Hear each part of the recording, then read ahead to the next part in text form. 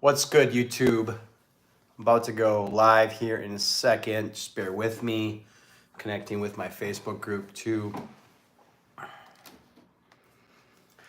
Let's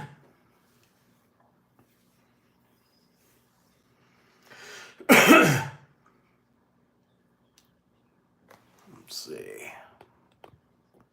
we go. How's that? That's a little bit better.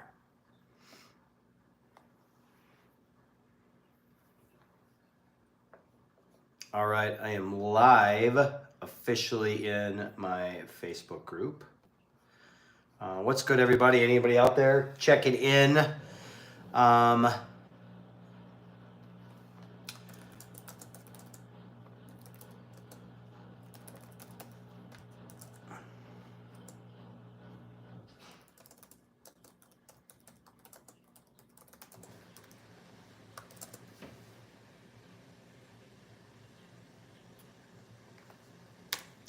gonna get started here, guys, in a moment. Just posting some couple things in here. How's everybody doing on this fine Monday? Everybody good? Everybody living their best life? Should love Mondays. Should love them. All right. Well, for practicalities here, I'm recording and this will drop as a podcast as well. So bear with me on the credential pieces. Here we go. In 3, 2, 1. Welcome to another great episode of Framing New Heights. My name is Michael Hicks. I'm your host with the most. And today, I'm super uberly excited to talk to you about sleep. Yes, sleep. The topic that so many Americans don't get enough of. And they think that we often hear the term even, we'll sleep when we are dead. I'm going to break all that down tonight, and thank you all for joining me. So, let me just see if we got any comments or good. No, we do not. Okay. So, you probably read the topic, you guys, and you were like thinking, well, we already know what sleep is, Michael. But let me ask you this. When was the last time you slept for 8 straight hours? When was the last time? Show of hands. Here we go. If sleep and that question makes you cringe, don't feel bad. Because a lot of adults don't get enough sleep. How many are like, yep, that's me, Michael. That is me to a T. Now, there's a growing sleep shortage. In the larger population of adults, which is why many people, are you guys ready for this? You ready? And I often talk about this. My whole Live to Thrive programming is about mind, body, and soul. Most people, the larger population of adults, here's the statement. Write this down. Put it in your journal. Here is why people are tired and sick. It's because they have a sleep shortage. Let me break this down a little bit. So people in modern society, like often now, push sleep aside for more important things to do, right? So how many of you like, okay, Netflix special is on, I'm going to stay up and watch that Netflix special, right? And then you're just dreading the alarm clock when it happens because you're 2 hours past your window of sleep. But let me ask you guys this question. What could be more important than sleep? Can anybody just drop it down in the chat right now? What is more important than sleep? You know, I'll say this really quick because I actually had a sleep study. And the doctor that I had talked about the bed, right? Now, your bed itself is for 2 things, you guys. All right? And I got this straight from the sleep doctor. It's the 2 S's. It's sleep and it's sex. And as adults, how many of you just lay aimlessly in your bed, scrolling, watching TV, which I'm going to get into that, or even reading a book? How many of you are like, I'm just going to read a book? No. If you get anything off of this podcast tonight, Your bed is for two things. It's for sleep and it's for sex. Because well, first of all, there's nothing more important than sleep, you guys. And I'm going to break all that down and tell you why sleep is so important. So in the next little bit here, you're going to understand why sleep is necessary for a balanced life, which is vital for the mind, the body, and the soul, right? Here's a statistic, crazy statistic. Guess what? Besides accidents, heart attacks, things of that nature, tons of accidents are actually a result of, guess what? Fatigued driver at the wheel. I have a newer vehicle. It's a 2024 Bronco. And sometimes I'm just calling it what it is here because I know you guys like to hear stories. Sometimes I don't get the opportunity to, well, I'm not, when I'm driving itself, it has lanes. And when I go over the lane, there'll be a message that says, align yourself with the lines on the actual highway or the street that I'm driving on. And if it happens multiple times, it tells me that I should pull over. And I find it really unique because in this podcast today, majority of accidents occur, you guys, car accidents, are from fatigued drivers. Here's another big thing, Alzheimer's. Yeah. Alzheimer's is attributed to a decline in individual sleep. If you're truly struggling with sleep, you guys, and you're like, I can only get 4 or 5 hours of sleep, have you had a sleep study? Have you? Have you truly had a sleep study? And, oh, okay. So it looks like I got some comments going on here in the chat, and I'll answer those. So it looks like somebody had good quality sleep. Chris had good quality sleep 2 hours ago, or two hours ago, two nights ago. That's good. Well, I'm gonna break this down a little bit more. So the Earth. So I talked about Alzheimer's, right? So Alzheimer's is attributed to lack of sleep. So let me paint a picture for y'all here. The Earth runs, okay, on a 24-hour rhythm, okay? And our brains have what is called a sleep clock, which forms, be ready for this term? Circadian rhythm. So that circadian rhythm, you guys, syncs in with the 24 hours that are allocated in that day, okay? And this feat is achieved by a part of the brain called the suprachiasmatic nucleus, all right? What that is this is a cluster of neurons that are located atop of the eyes and relay light from the sun at sunrise and the dimming at sunset. There's actually some research that showed that without the sun's light to prompt the actual brain, you guys, humans operate on a clock that is slightly off from 24 hours. So the circadian rhythm isn't the same with everybody else, all right? And I'm going to get into all of this. We're essentially differentiated in 3 typical groups. But before I get into those groups, I want to go back a little bit and talk to you guys about that sleep study, all right? And I'm gonna tell you this. So for most of my life, I was a very restless sleeper. I would have to, like, when I would wake up, my beds would be crazy. The sheet would be just in different places. And I truly, are you guys ready for this? I truly needed like 12 hours of sleep to feel like myself. And you guys are like, 12 hours of sleep? Yeah, I know, right? So I was like, in my late 30s, I found out, I went and got a sleep study done.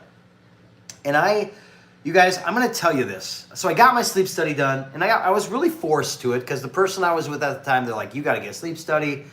It's just not right. You shouldn't feel as fatigued, shouldn't feel as tired. So, okay, I listened. So if you get anything off of this as well, you guys, on this podcast or on this webinar today, is go get a sleep study. If you are fatigued and you're tired, go get a sleep study and also get blood work done. That's another thing too. So I go get the sleep study. I find out. I get the information back 24 hours later. It wasn't an overnight thing. They just hook you up these electrodes, and you come home and you just do a full night's rest. And then they come up with the data, and then they call you on the phone. They tell you what's up. Here's what got me. They said you stop breathing an average of 15 times an hour. I stopped breathing. Okay? That's where the snoring comes in place, you guys. How many of you that have a mate that you just snore? Guys, that's sleep apnea. It's sleep apnea. So I get diagnosed with sleep apnea. That's what I had. Stop breathing for 15 to 16 times each hour when I was sleeping. That was the average. And he says to me, get ready for this, you guys. He says to me, yeah, you don't need to do anything about it, but you're basically like the average of American that could have a heart attack. And I was like, average? You just said average American that can have a heart attack. And I was like, one, I'm a fitness fanatic. I take care of my body. I work out diligently 5 to 6 days a week. I take care of my heart. I do organic beets. I'll talk a little bit about that. But he told me you're an average for a heart attack. And I was like, no. So I said, well, what's the next scenario? So there's two things that they could do. Excuse me. Two things. So they got these new mouth guards, which I kind of wish I would have did now. So it's a mouth guard that you put in your mouth, and it actually projects your chin forward. I'm kind of oddly doing that. So you literally cannot, your tongue doesn't fall back when you, because that's generally why you snore, right?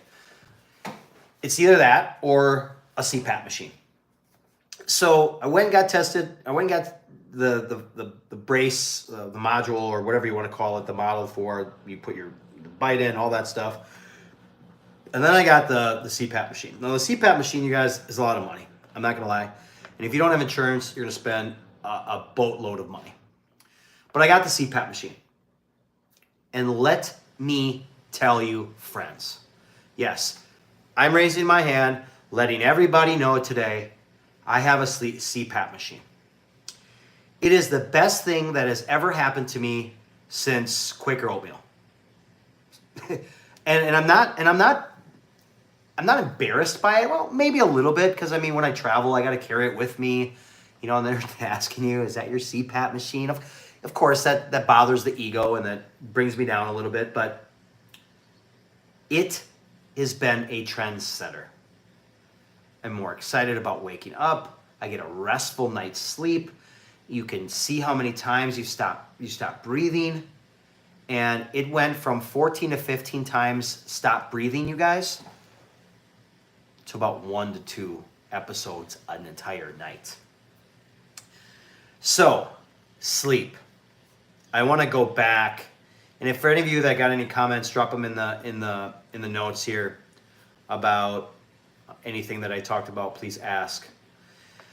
So I want to go back now and go back to, there's essentially 3 different types of groups of people that have the circadian rhythm that's different, right? And I'm going to break it down. Here they are. Ready? You have morning larks, right? So these are the people who retire early to bed and wake up early the next day. That's about 40% of the population. Generally, that's me. I generally like to go to bed between 10 and 11 on the weekends, but it's usually around that time. And then if, honestly, I need sleep, y'all, like 9 to 10 is perfect for me. Like, I'm ready to conquer the world. You know, again, everybody's different, but I truly like to stay on that circadian rhythm of like going to bed early, getting up early. And that way I always like to earn my morning shower, which is a book I highly recommend, you guys, is I will go ahead then and work out early in the morning where I got my most energy. All right. So the first group was the morning larks. All right. So again, going to bed early and waking up early the next day. That's about 40% of the population. There's a night owl. And I know I have actually had a client that she is a night owl. And these are the people who have a hard time falling asleep at night and wake up late the next morning. How many of you is that you right now? How many are like, oh, that's me, Michael. I ain't gonna lie, guys, that was me as well. But the problem was I was up late in my 30s playing video games, wasting life, wasting time. That's a whole new different conversation.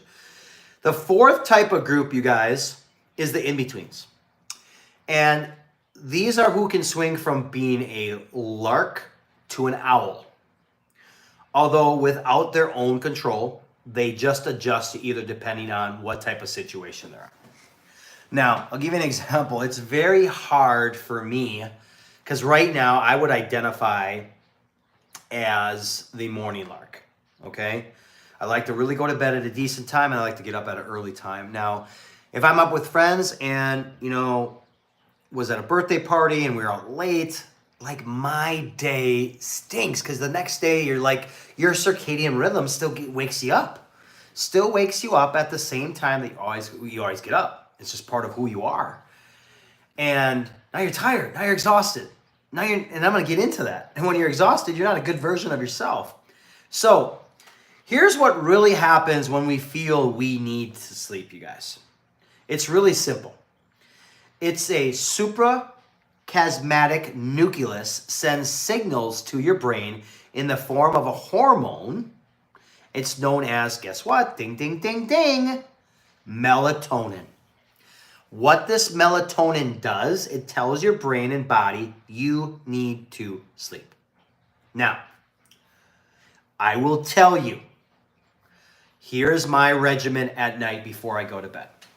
So many people want to know Michael Hicks's regimen. I will tell you.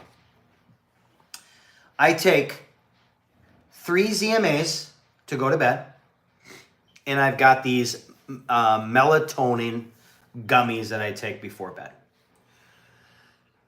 I have found that they completely work for me.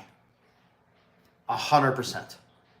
Now keep in mind, everybody's body reacts differently. Like I have a few clients that they are not allowed to take melatonin. So I get it. There's other ways though. Your body does need magnesium, y'all. Magnesium is another form or a supplement that can really aid in 1, recovery, and 2, a quality night's sleep. All right. Now, this hormone truly controls our sleep cycle, y'all. And how you can get the most out of your body and why it's important to practice the night or the right sleep hygiene. Now, did you guys know this? I'm going to ask you guys this question. And if you know this, pop it in the comments, please, because I want to know if you know it. Melatonin can be used as a remedy for jet lag as it induces sleep when you shouldn't normally be resting. Did you guys know that? Did you know that? Let me know if you knew that. That was some positive thoughts I thought that you guys would really like. Now, I want to break down. There are different levels of sleep. And in these levels, the brain does the most important work of saving your memories into dreams. Okay? So there are 2 types or levels of sleep. There is the NREM, okay? How many of you guys are like, oh my gosh, I remember this in science class, Michael. This was like in high school, and we forget about it. But it's so vital that you guys know this, but this is the non-rapid eye movement. And then there's the REM, which is the rapid eye movement. Now, the former refers to a sleep type that has a long, slow, and steady brain waves and is characterized by a non-conscious state. Okay? You guys with me so far? Let me see the comments. Anybody in the comments? Nobody's in the comments. All right, cool. Now, while REM describes a conscious yet not awake state that is characterized by sharp, erratic brainwaves.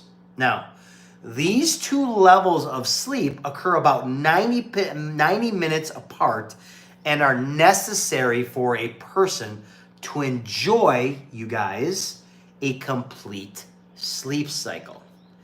And how many, drop it in the comments right now, how many of you have just recently enjoyed a complete sleep cycle?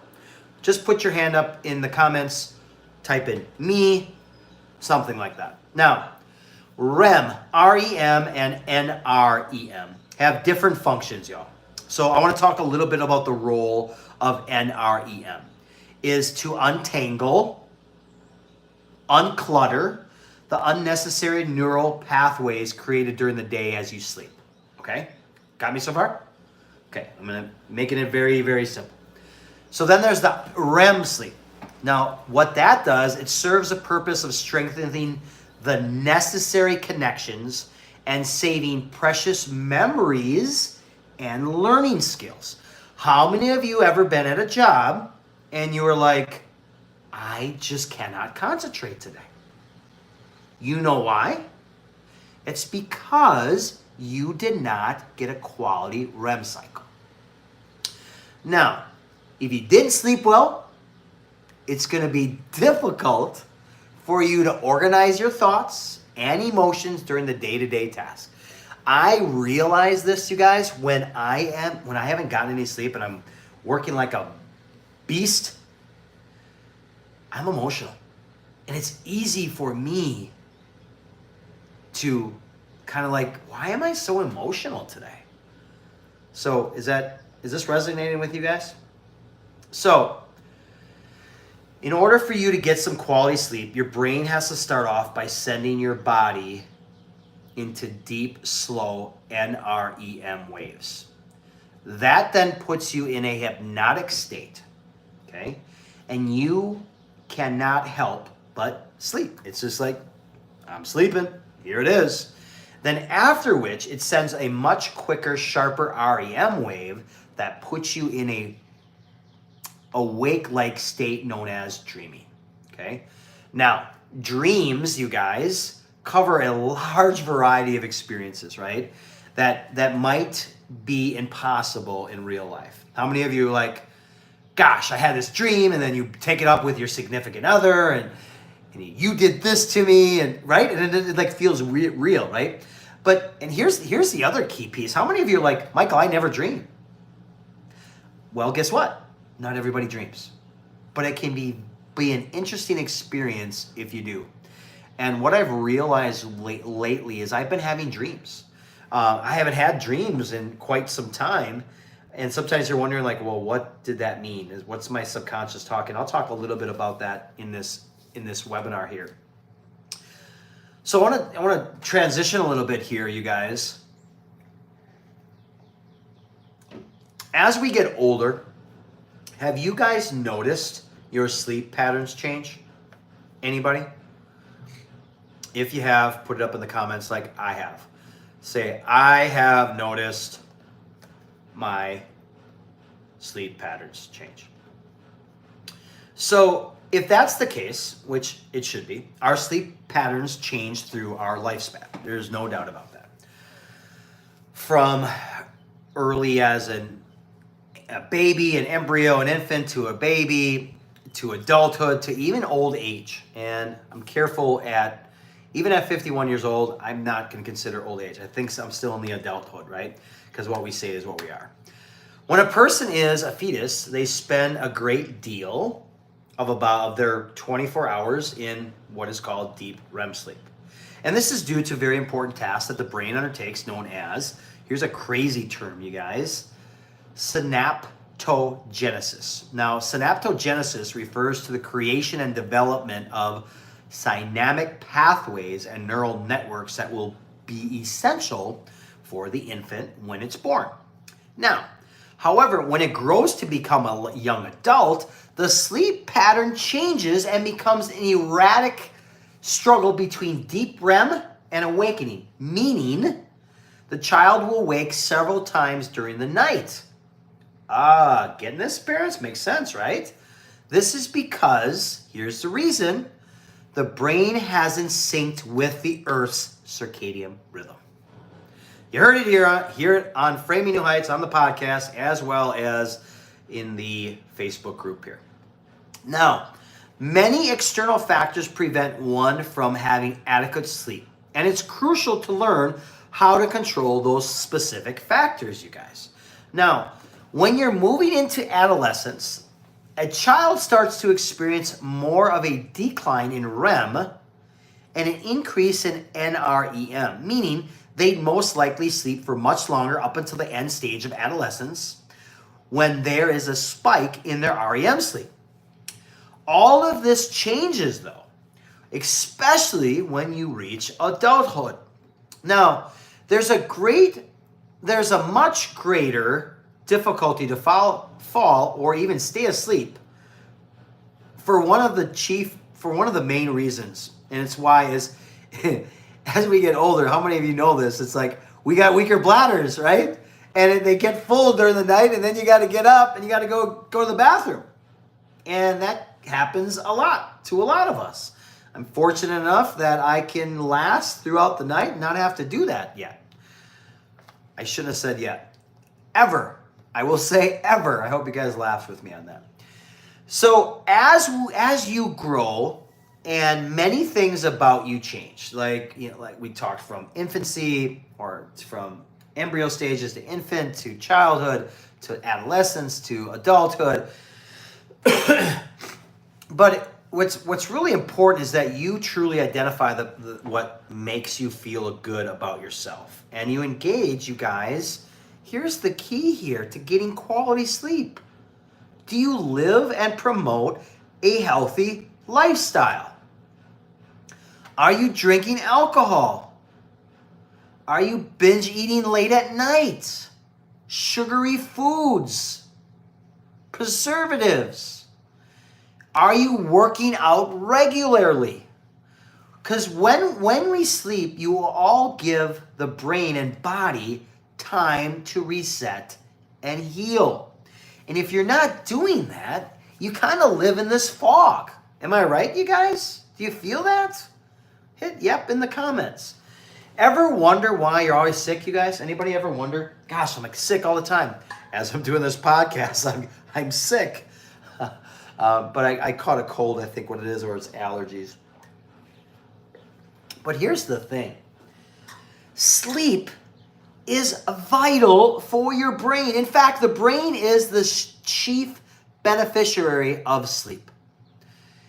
And I talked about Alzheimer's. I talked about that earlier in this webinar, in this podcast. And it helps the brain to unburden itself of excessive, unwanted information picked up from the day before. Did you catch that? And as we go through the day, our senses pick up on so much stimuli in our environment. And in today's day and age, we've got computers, we've got scrolling words on a TV, we've got radios, we've got everything around us, so much stimuli. So this can be a conscious or unconscious process. So as we sleep, you guys, we rid our brains of excessive information, right? It's like process overload. Now, NREM, sleep, is responsible for freeing up space in your brain so you can learn new things the next day. How many of you are constantly learning? Say, I am in the comments. I am learning in the comments. Please do so. If you're not, what's your purpose? Secondly, sleep is vitally important for the conclusion of a day of learning as it helps strengthen and establish stronger neural links and pathways associated with newly learned data, which is the REM cycle. Now, this second benefit of sleep also extends to increase proficiency in acquired skills. All right, are you guys ready? If you're a student catching this, I'm not a student, I'm a student of life. Actually, I'm a student, I guess, a student of life. Yeah, okay. But these skills are important, like for math, open heart surgery, riding a bike, flying a plane. But you're like, Michael, I don't do any of those. You don't do math? You don't balance a checkbook? You don't have a spreadsheet on how you do your finances? Do you ride a bike? Should. In addition, sleep also increases creativity, you guys, which is another example of REM sleep. Because when we are deep in REM, your brain recreates and replays the day's activities and memories and whatever data you encounter in a colorful manner. This is usually the birthplace of the most outlandish and most creative ideas. I forgot who it was, but there was I don't know who it was, but he would lay at bed and he would hold this steel ball. And when he would fall asleep, he would get into that REM stage. And that's where all of those outlandish, most creative ideas would happen. So he'd fall asleep and his hand would then fall over the side of the bed and the ball would drop and hit on the wood floor, causing this big thunk, right? It woke him up. And then what did he do with those most creative ideas? He wrote them down. Gosh, I forgot the guy's name. But very, very vital is my point to all of that. That's where the most creative ideas come from. Oftentimes, you guys, our dreams aren't really one thing we actually saw, heard, or even smelled, right? It's our brain's way of making an art form from all the pieces it gave it. So it's really unique on how beautiful our organ works, that brain. Now, here's the deal, y'all. I'm going to be straight up frank to you, positive, right to the point. You guys ready for this? When you lose sleep, it comes back and haunts us later. I'm going to attempt not to get emotional on this because I've been grieving a little bit, but I'm going to talk about a great friend of mine that recently died of a massive heart attack. I worked with him. Dr. J, this is about you right now, brother. Wherever you're looking, we love you. Rest in peace, my friend. He died of a massive heart attack 3 days ago. 5/3/24, so whenever this airs. He died of a massive heart attack. And you guys, insufficient sleep is tied to heart attacks. Goes back to what I talked about when I got my sleep study. You stop breathing 13 to 15 times an hour. Not during the course of the night, an hour. You got sleep apnea. Do you want to be average? Do you want to be like the average Americans that die of heart attacks? Now, there are a ton of dire consequences of insufficient sleep, you guys. So I talked about heart attacks, but sleep can be beneficial to your brain. The lack of reduction can adversely affect your brain, okay? A few of the ways that the lack of sleep affects us are as high chances of car crashes, which I talked about. It comes with insufficient sleep, but reports say that fatigue-related accidents are more likely than, you guys ready for this one? More likely than alcohol or drug-related deaths. Crazy, right? Here's another important piece about sleep, a lack of sleep. Emotional irritability is a result of sleep. And you have then rash comments, rash actions, and will increase as you deny your brain of rest. How many of you just like, man, I was just mean to that person? Right? Because you don't have enough sleep.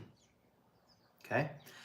You also have, with lack of sleep, increased tiredness and bing, bing, bing, forgetfulness are other symptoms of sleep deprivation as well. Now, are any of these hitting with you guys? Like, holy cow, he's talking directly to me right now.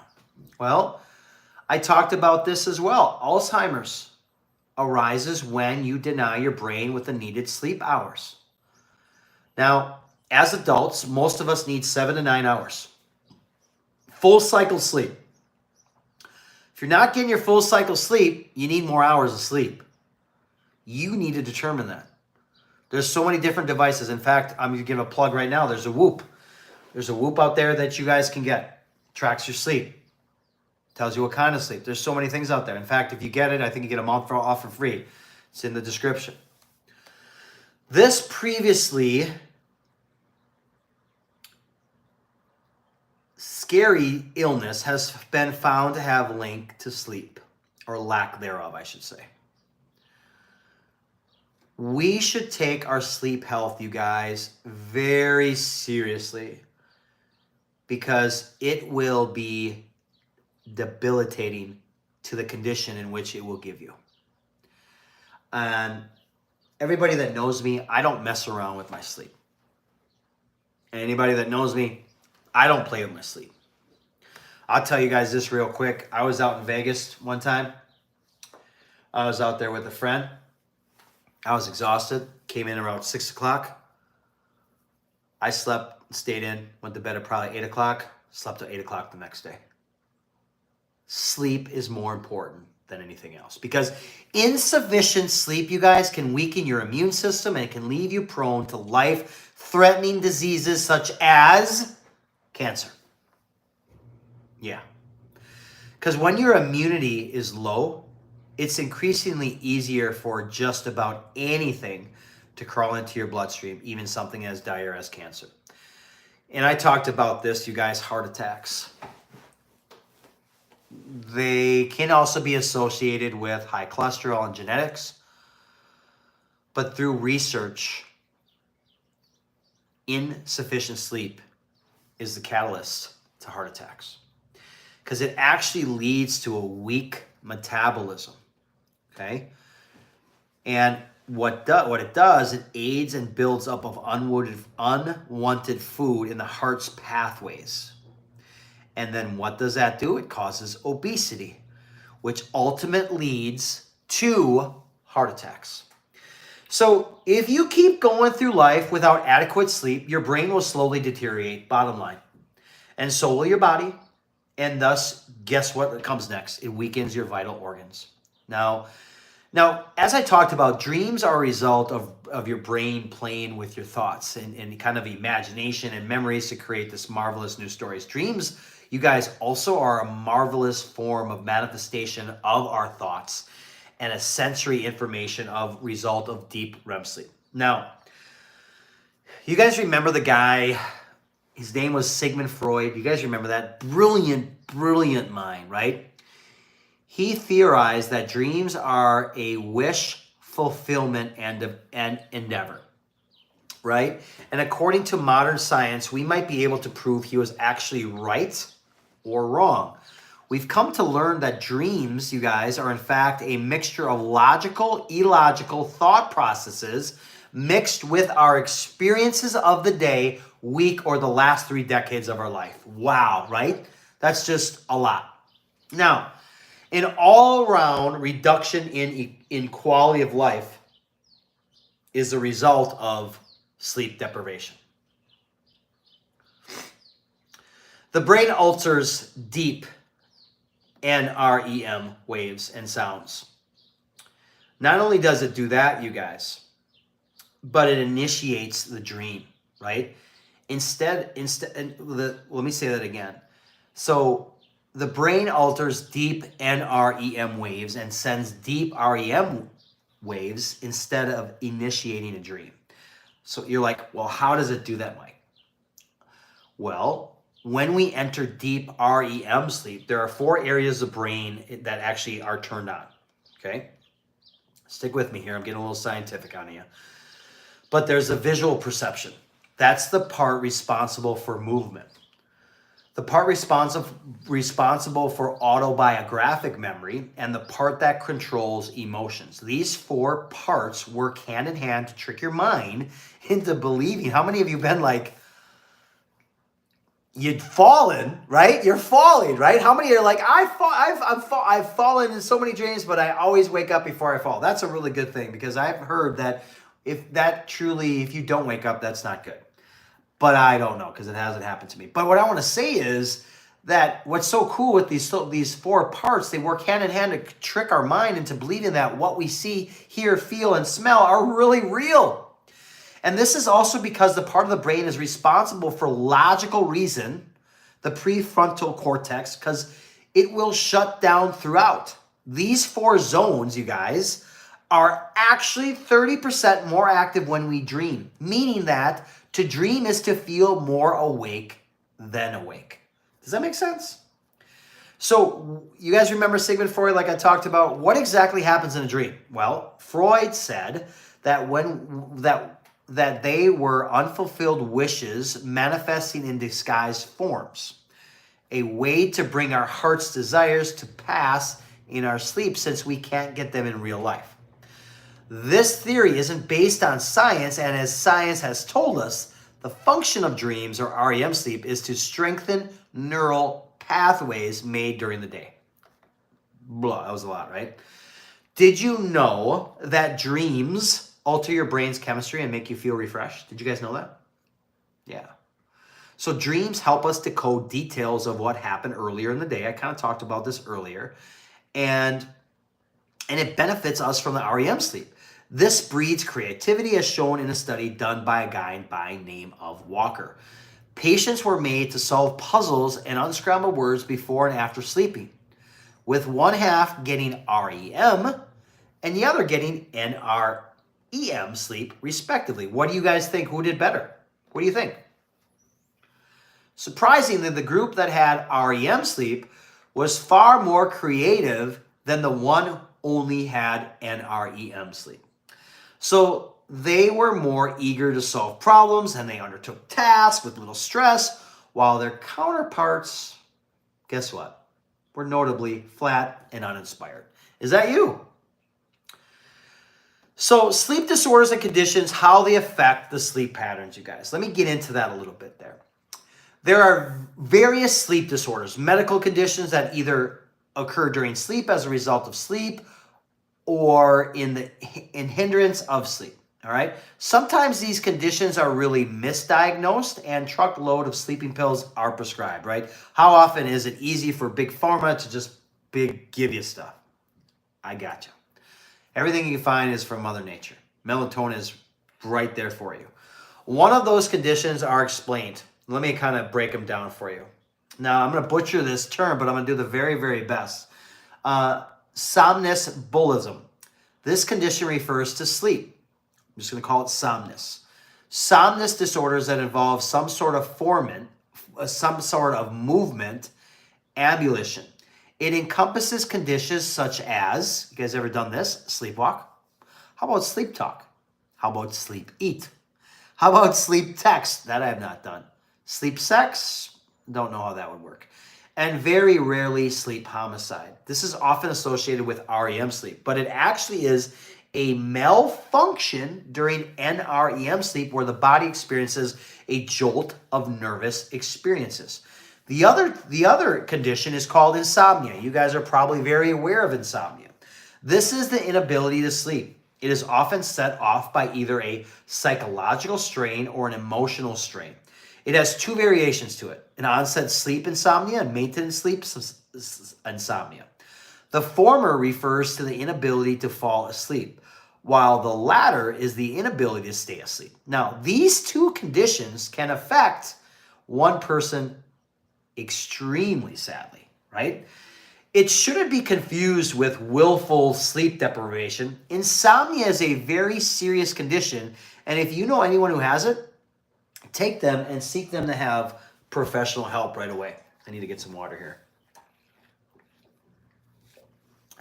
Now, the consequences of sleep loss, you guys, in the form of insomnia are hypertension, anxiety, cardiac failure, and great stress. Now, if you have any of those, you should be questioning your sleep.